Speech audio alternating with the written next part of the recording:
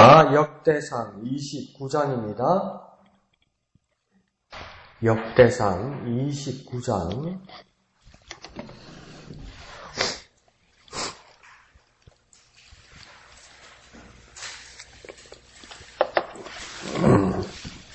(1절에서) (9절까지) 역대상 29장 1절에서 9절까지 다같이 한 음성으로 읽겠습니다. 시작. 다윗 왕이 온 회중에게 이르되 내 아들 솔로몬이 유일하게 하나님께서 택하신 바 되었으나 아직 어리고 미숙하며 이 공사는 크도다. 이 성전은 사람을 위한 것이 아니요 여호와 하나님을 위한 것이라. 내가 이미 내 하나님의 성전을 위하여 힘을 다하여 준비하였나니 곧 기구를 만들 금과 은과 놋과 철과 나무와 또 만호와 가공할 검은 보석과 채석과 다른 모든 보석과 옥돌이 매우 많으며 성전을 위하여 준비한 이 모든 것 외에도 내 마음이 내 하나님의 성전을 사모함으로 내가 사유한 금, 은으로 내 하나님의 성전을 위하여 드렸노니 곧 오빌의 금 3,000달란트와 수는 7,000달란트라. 모든 성전벽에 입히며 금, 은 그릇을 만들며 장인의 손으로 하는 모든 일에 쓰게 하였노니 오늘 누가 즐거이 손에 채워 여호와께 드리겠느냐 하는지라.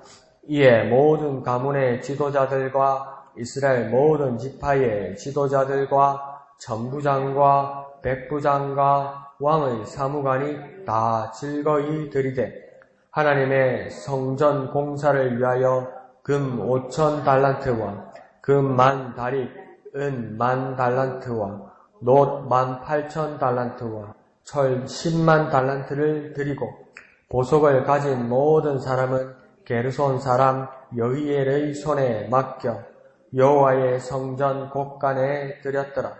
백성들은 자원하여 드렸으므로 기뻐하였으니 곧 그들이 성심으로 여호와께 자원하여 드렸으므로 다윗 왕도 심히 기뻐하니라. 아멘.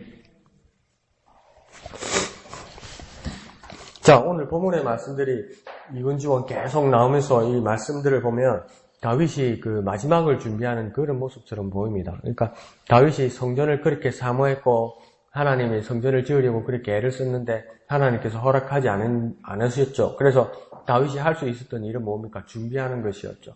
근데 그게 어제 말씀을 보아서 우리가 아주 놀라운 것을 느꼈지만 하나님께서 다윗에게 설계도까지 보여주시고 그것을 준비했다고 이야기합니다. 그러니까 이 역대상 이 후반부로 오면서 느낌은 어떤 거냐면 다윗은 그걸 느꼈던 것 같아요. 아, 내가 여기서 이제 할 일을 다 해가는구나. 마무리 지어져 가는구나. 그러면 이 마무리 지어가는 것이 자기 인생과 모든 일에 마무리 지어져 간다고 좀 느끼는 것 같아요. 그래서 그것들을 보면 유언처럼 이렇게 이야기를 하는 것 같습니다. 그러니까 대상들이 가족들과 자기 관리들과 많은 사람들 앞에서 이렇게 마지막을 이야기하죠.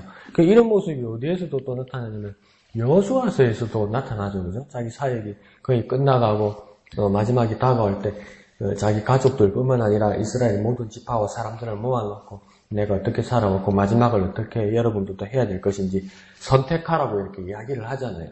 다윗의 모습에서도 그런 모습들이 보이는 것 같습니다. 인생의 뒤안길에서 자신을 돌아보는 모습에서 그것이 비롯되고 있습니다. 그래서 크게는 오늘 본문에서는 그 솔로몬과 하나님의 성전에 대한 준비를 어떻게 하였는지 그리고 거기에 대해서 어떻게 이 다윗의 말을 듣고 있는 사람이 응대하는지, 반응하는지를 같이 보여주고 있습니다. 그래서 먼저 사람들 앞에서 다윗이 고백할 때 1절에서는 그 다윗의 후계자 솔로몬을 택한 것은 내가 택한 것이 아니라 하나님이 택하신 일이다. 이렇게 이야기하고 있습니다. 그러니까, 뭐랄까요. 마음은 있었는데 크게 이렇게 다윗이 결단하지 않았죠. 자기 후계자를 누굴 세울지. 그래서 그 아들들, 왕자들 사이에서 이제 난이 일어나고 이랬던 것이죠. 그래서 정확하게 결단을 하지 않습니다, 처음에는. 그런데 이제 밧세바와 나단이 이제 하나님의 뜻을 받들어서 다윗에게 말을 계속 넣고 이렇게 강권하지요. 그래서 솔로몬이 길전되는 거 아닙니까? 그러니까 다윗은 많이 불안했을 겁니다.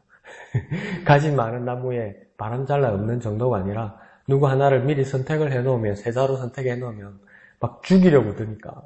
아버지한테 대들면서 아버지를 공격하기도 했으니까, 전에는 압살롬이, 그죠? 무서웠던가 봐요. 나이 들면 부모님이 자식이 무서운가 봐요. 우리 집도 그런 게 느껴지는데. 자, 그러니까 다윗이 이제 마지막 결론은 뭐라고 이야기하냐면, 이거 내가 선택한 적도 없고 하나님이 선택하신 것이다. 그래서 온 이스라엘 회중 앞에서 말합니다. 그것도 이렇게 말할 수 있는 것은 솔직함과 더불어 진정한 깨달음에서 나오는 고백이 되어야 됩니다. 그러니까 이건 속임도 없어야 되고 무죄함을 위장해서도 안 되는 겁니다. 정말 이것이 어떻게 할 수 없이 진짜 하나님께서 선택하신 일이고 더 이상의 사람이 없다는 것을 보여주는 거죠. 그래서 하나님이 솔로몬을 택하신 것은 오늘 본문 1절에서 말하는 것처럼 유일한 사람이다. 유일한 한 사람이라 이야기합니다. 그러니까 단 한 사람이라고 이야기하는 거죠. 대안이나 대책이나 테러나 제2의 가능성을 두고 있지 않습니다. 그것은 곧 무엇을 말합니까? 유일하신 하나님이 오로지 그 절대적인 능력, 유일하신 하나님의 절대적인 능력으로 단 한 사람을 선택했다 이 말입니다. 그러니까 대안이 있거나 얘 없으면 얘 하면 되지 이게 아니라고요. 많으니까 이 사람 안 되면 저 사람 하지. 가족들이 그리 많은데 그렇게 말하는 게 아니라고요. 다윗은 그것을 자기가 직접 몸으로 느끼기도 했고 그 7, 8형제 중에서 그 형들이 차례대로 그 사무엘 앞에서 나오는데 자꾸 하나님이 아니라고 그러시잖아요. 그러니까 하나님이 선택한 유일한 한 사람이 있었던 거잖아요. 그 일이 자기 당대, 자기 후손에게도 그 일이 일어난다는 걸 알아서 어떤 대안이 있거나 제2의 사람이 있거나 어떤 다른 프로젝트가 있거나 그런 건 있을 수 없다고 이야기하는 겁니다. 왜요? 유일하신 하나님은 한 길을 가지고 있다는 거죠. 예수님도 그렇게 말씀하시잖아요. 요한복음 7장에서 내가 곧 길이요 진리요 생명이니 나로 말미암지 않고는 되죠. 그게 뭡니까? 유일한 길이라는 겁니다. 여러 길 중에 하나 길이 아니고요. 그래서 우리의 삶과는 다르죠. 사람은 그렇게 살 수가 없습니다. 어떤 대책을 언제나 준비해야 됩니다. 그 대책을 준비한다는 것은 사람의 입장에서는 그 지혜로운 삶의 방식일지 모릅니다. 그러나 우리가 따라가거나 범접할 수 없는 하나님의 방법은 뭐냐면 유일한 한 가지라는 겁니다. 그러니까 하나님이 유일한 한 가지가 아니라 그 다음 대안이 있다면 하나님은 완벽한 하나님이 아니라는 것을 하나님 스스로 인정하는 겁니다. 이거 아니면 이거 하면 되지, 이걸 미리 준비해 놓았지 이렇게 말하는 건 하나님 자신의 능력을 부족하는 겁니다. 완전하고 완벽하신 하나님이 아니라고 말하는 거죠. 그래서 하나님이 자기 성품에서 자기 비롯된 그것에서 유일한 한 길밖에 제시할 수밖에 없습니다. 왜요? 그게 완벽하니까. 그게 실패할 수 없으니까. 근데 사람이 이렇게 유일한 한 길을 제시하면 그건 정말 무모한 겁니다. 사람은 그렇게 살면 안 됩니다. 그래서 내 말이 맞다. 나 옛날에 해봤는데 그건 맞다. 그러니까 이 나를 따라오면 그렇고 해보면 그것도 안 되거든. 그거 어떡할 거예요? 그러니까 사람은 그렇게 하면 정말 무모합니다. 나중에 욕먹습니다. 그러나 하나님이 두 가지 이상을 보여주면 그러면 하나님은 못 믿은 하나님이 되는 겁니다. 하나님이 우리에게 믿음을 받을 수 없게 되는 겁니다. 그래서 하나님은 뭡니까? 유일한 한 길을 제시합니다. 그래서 솔로몬을 선택한 것은 나 다윗을 선택한 것이나 어떤 불가항력적인 일에서 일어난 것이 아니라 유일한 단 한 사람으로 하나님께서 지정하신 사람이다 이렇게 말하는 것이죠. 그러니까 우리가 그 진리의 길, 믿음의 길을 가는 건 뭡니까? 이게 하나님께서 주신 길이면 오직 이 길을 따라가는 거죠. 다른 길이 있을까 두리번거릴 수는 없는 거죠. 그러나 우리가 삶의 방식에서 여러 가지 대책을 세운다는 것은 우리 믿음과 관계없는 일이라면 사람의 일상사에서는 일어나는 일이라는 겁니다. 그러나 하나님을 바라보는 일에 사람이 그렇게 대입해서는 큰일 난다는 것이죠. 자, 그러면서 성전공사를 솔로몬 혼자 감당하기는 미숙하다고 다윗은 얘기입니다. 그래서 그 솔로몬 혼자는 일을 할 수 없다. 그래서 솔로몬이 유일하게 하나님께서 택하신 바 되었으나 아직 어리고 미숙하며 이 공사는 너무 크다 이렇게 말합니다. 다윗은 미숙하다고 솔로몬은 너무 미숙하다고 다윗이 여기죠. 그러니까 이게 미숙하다는 것이 공사가 크기 때문에 규모가 너무 크기 때문에 솔로몬이 감당할 수 없다 그렇게 이야기할 수도 있지만 이 공사는 사람을 위한 것이 아니라 하나님을 위한 것이기 때문에 그 책임감과 부담이 크다고 그렇게 말하는 겁니다. 그러니까 우리 사람의 일이면 어떻게든 할 수 있고 힘을 모아서 할 수 있고 다른 대안을 찾을 수도 있고 다른 데가 물어봐서도 할 수 있고 이렇게 만들려다가 안 돼가지고 둥그렇게 만들려다가 안 돼서 네모나게 할 수도 있다는 겁니다. 어떤 형편에 따라서 그렇지만 이것은 사람을 위한 것이 아니라 하나님을 위한 것이기 때문에 그 누구도 책임감과 부담이 크다 이렇게 말하는 것이죠. 그러니까 우리 예배와 우리 기도와 우리 찬양과 우리 준비의 모든 거룩한 일에도 그 부담이 없으면 그건 어쩌면 우리가 조금 안일해진 것인지도 모릅니다. 우리가 하나님을 경외한다면 우리가 매번 드리는 찬양과 기도에도 거룩한 부담과 책임감은 있어야 된다는 겁니다. 항상 긴장 가운데 있다는 겁니다. 그러니까 얼마나 이스라엘 백성들은 그 매년 드리는 그 속죄일에 하나님 앞에 제사 드리는 것에 지성소 단 한 번 들어가는 것에 얼마나 두려움과 긴장이 있었으면 그 한 번 들어가는 대제사장의 몸에다가 줄을 달고 방울을 달아서 항상 밖에 있는 사람도 안에 있는 사람도 긴장했다고 그러잖아요. 그 긴장. 그런데 그 성소의 휘장이 찢어지면서 제 모습을 봐도 막 널브러지죠. 예배시간에. 막 널브러지죠. 몰라요. 제가 왜 그렇게 됐을까요? 가장 큰 것 중에 하나는 뭡니까? 하나님을 의식해야 된다는 것이죠. 하나님을 경외하는 모습은 하나님을 의식하는 것부터 시작되고 그것이 거룩한 부담이 같이 있어야만 된다는 겁니다. 솔로몬에게도 그것이 있을 것이라고 다윗은 그렇게 말하고 있습니다. 그래서 2절에서 이제 다윗은 자신의 할 수 있는 일을 다 했다고 이야기합니다. 그것이 뭡니까? 준비라고 이야기합니다. 준비. 나는 준비 다 했다. 각종 기고와 보석들을 그렇게 준비했다. 그렇게 이야기합니다. 그런데 그러면 3절에서는 이 준비와 더불어 내 마음이 사모함으로 이렇게 했다고 3절에서는 그렇게 이야기하죠. 성전을 위하여 준비한 이 모든 것 외에도 내 마음이 하나님의 성전을 사모함으로 합니다. 그러니까 내가 이렇게 준비한 이유가 무엇이냐? 내가 하나님의 성전을 사모함으로 그렇게 되었다. 앞에 2절에서는 그러니까 그 공사가 너무 크다는 것은 사람을 위한 것이 아니라 하나님을 위한 것이기 때문에 그 부담이 있었다고 말하는 것처럼 3절에서는 더 나아가서 이것이 뭡니까? 경외함과 두려움만이 아니라 내가 하나님을 성전을 사모함으로, 열망함으로, 내가 사랑함으로, 그것만을 바라봄으로 그렇게 되었다. 이렇게 이야기하는 것이죠. 그러니까 우리 마음 가운데서도 하나님이 임재하시는 그곳에 헌신하는 열망, 사모하는 열망이 있느냐? 그 가운데서 예배의 성패가 결정이 되고 하나님 앞에 드림이 완성이 되고 그 여부가 판결이 난다는 겁니다. 그러니까 하나님을 위하여 준비하는 것에서는 우리에게 무엇이 같이 있어야 되냐면 그 열망함과 사모함도 같이 있어야 된다는 것이죠. 그래서 시편에서도 주의 장막이 어찌 그리 아름다운지요 내 영혼이 그 주님을 향하여 사모한다 이렇게 이야기하죠. 하나님이 임재, 하나님이 계신 곳, 주님이 계신 장막을 어떻게 사모할까? 마누라가 이쁘면 처갓집 말뚝을 보고도 저라고 이쁘다고 그렇게 이야기하잖아요. 근데 그곳에 하나님이 계시다고 생각한다면 그것이 얼마나 사모함이 있고 열망이 있겠습니까? 다윗은 그것을 사모하고 열망했기 때문에 하나님을 위하여 드리고 하나님을 위하여 준비했다는 겁니다. 그러니까 우리가 정말 하나님을 경외함과 더불어 하나님을 사모하고 하나님을 열망한다면 하나님 앞에 드림이 있어야 된다는 거죠.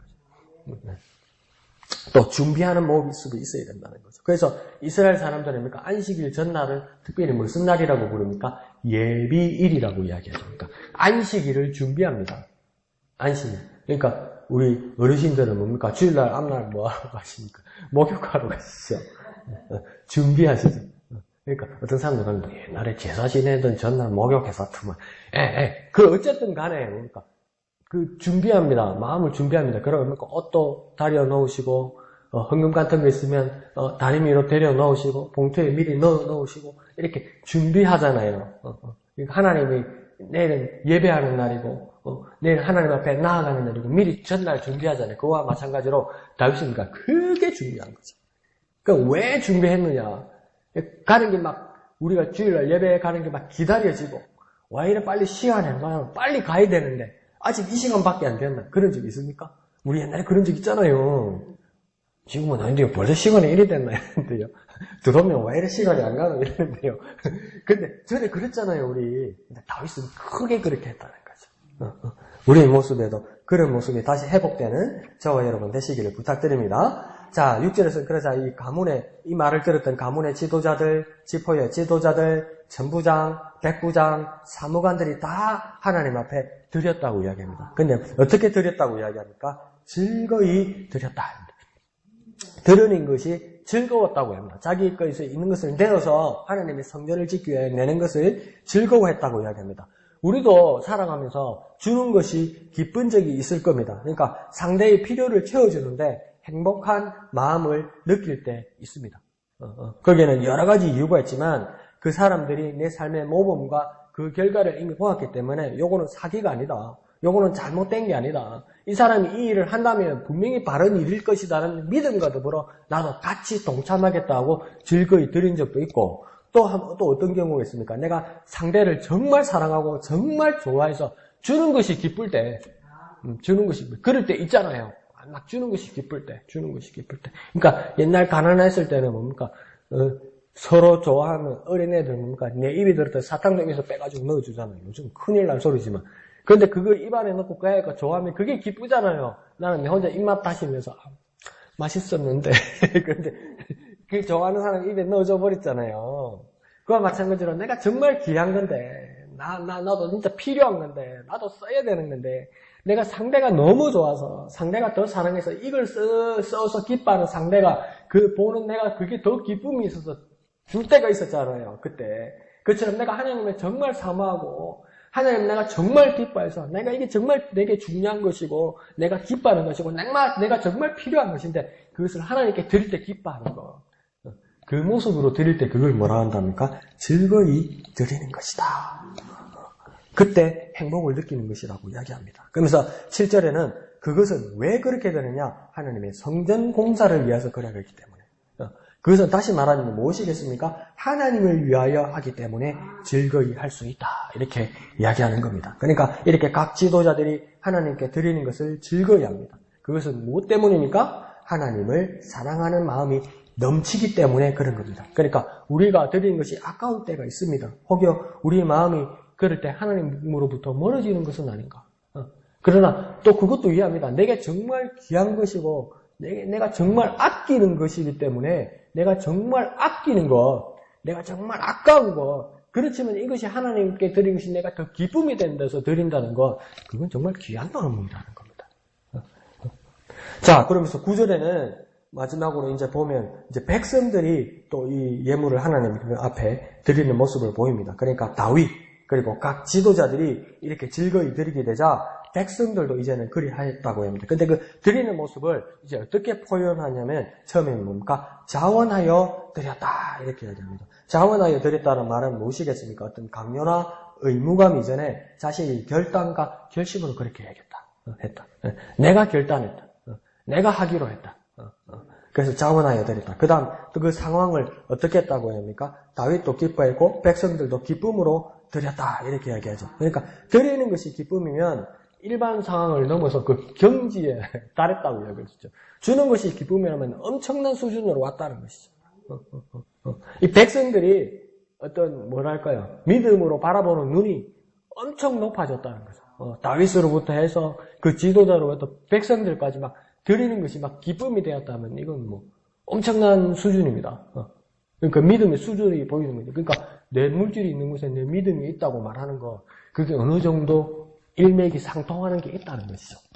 꼭 그런 건 아니지만 어떤 부분에서는 어떤 상황에서는 그 물질이 있는 곳에 마음도 있고 그 믿음도 있다는 것 물질이 있는 곳에 내 마음이 있다는 것 그것은 믿음을 보여주는 일이라는 겁니다.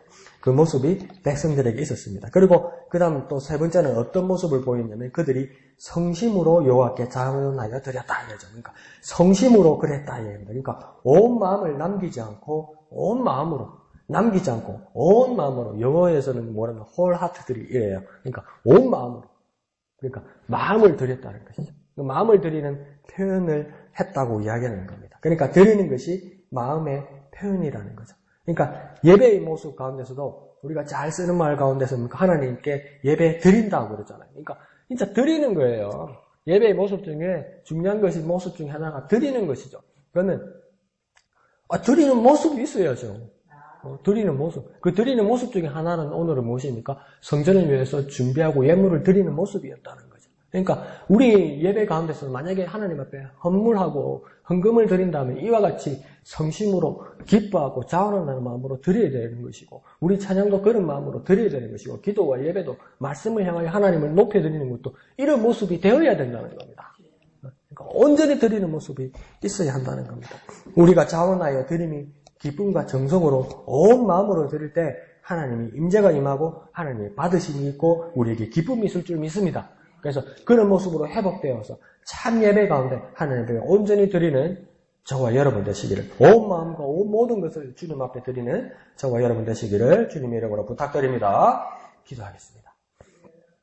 거룩하신 아버지 하나님 은혜를 감사합니다. 우리 삶 가운데서 하나님 앞에 드리는 모습들이 다시 한번 회복되게 하시고 온 마음으로, 성심으로, 기뻐함으로, 자원하는 마음으로 드리는 우리의 모습들로 주님 역사하여 주시옵소서. 우리의 삶이 예배가 되게 하시고 항상 그러한 모습으로 회복되게 도와주시옵소서.